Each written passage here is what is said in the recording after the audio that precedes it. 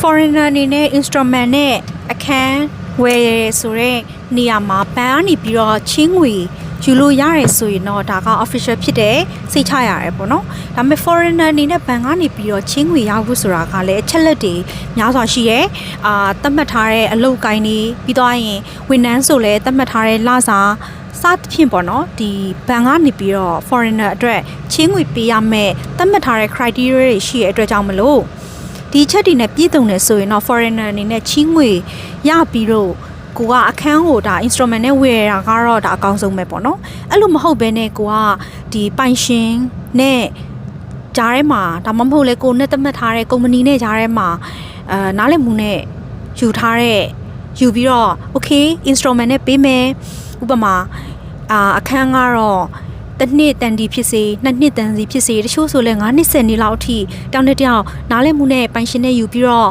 ဒီသူတို့ရဲ့ SP လို့ခေါ်တာပေါ့နော်အယောင်းဝယ်စာချုပ်မှာကိုအနေနဲ့ဘယ်လိုမျိုး instrument နဲ့ပေးပါမယ်ဘယ်တော့အပြီးချေပါမယ်တစ်လကိုဘယ်လောက်ပဲပုံမှန်တွင်းသွားပါမယ်ဆိုတာမျိုးလေးတွေကိုနားလည်မှုနဲ့လုပ်တဲ့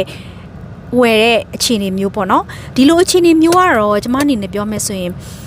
ကိုနဲ့ personal အရန်ခင်မင်နဲ့ယုံကြည်ရတယ်လုံးဝကိုအတွက်စိတ်ချရတဲ့သူဆိုရင်တော့ကိုရဲ့ဆုံးဖြတ်ချက်ပေါ့နော်အဲ့လိုမဟုတ်ဘူးဆိုရင်တော့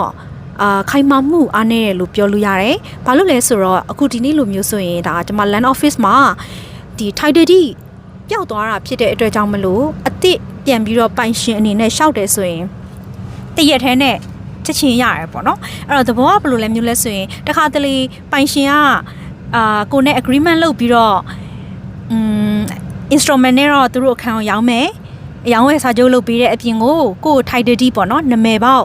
ဒီစာချုပ်ကိုလက်ထဲမှာအပ်ထားပါမယ်ဆိုပြီးတော့မူရင်းစာချုပ်ပါလာပေးထားတာမျိုးအခြေအနေရှိတယ်ဆိုတော့နားလည်ထားပေးရမှာကဒီမူရင်းစာချုပ်ဒီအချိန်မရွေး land office မှာအသစ်ပြန်ပြီးတော့ထုတ်လို့ရတာဖြစ်ပါတယ်အဲ့တော့ကိုကငွေကိုအရေးကြလားစဉ်နှစ်စဉ်သွင်းနေတဲ့သဘောမျိုးပဲဖြစ်ပြီးတော့ကိုငွေသွင်းနေရတာပဲဖြစ်တယ်လက်ရှိမှာတော့စာချုပ်မှာကိုနာမည်ပေါက်မဖြစ်သေးဘူးဆိုတာကိုတော့နားလည်ဖို့လိုတယ်ပေါ့နော်ကိုနဲ့ agree လုပ်ထားတဲ့ပိုင်ရှင်စီကိုယုံကြည်ထားတဲ့အတိုင်းသတ်မှတ်ထားတဲ့အချိန်မှာငွေပြည့်သွားလို့သူကနေပြီးတော့စာချုပ်ကိုနာမည်ပေါက်ပြန်ပြောင်းပေးပြီးဆိုရင်တော့ဒါကတော့စိတ်ချရတဲ့ဝမ်းသာစရာပေါ့နော်အဲ့လိုမဟုတ်ဘဲနဲ့ဒီနှစ်ကာလကြားထဲမှာသူကတခြားတယောက်ကိုအခန်းကိုရောင်းလိုက်တာမျိုးပဲဖြစ်အဲ့ချိန်မှာကိုကဒီ case ကိုမသိခဲ့ဘူးဆိုရင်တော့တစ်ချိန်မှာ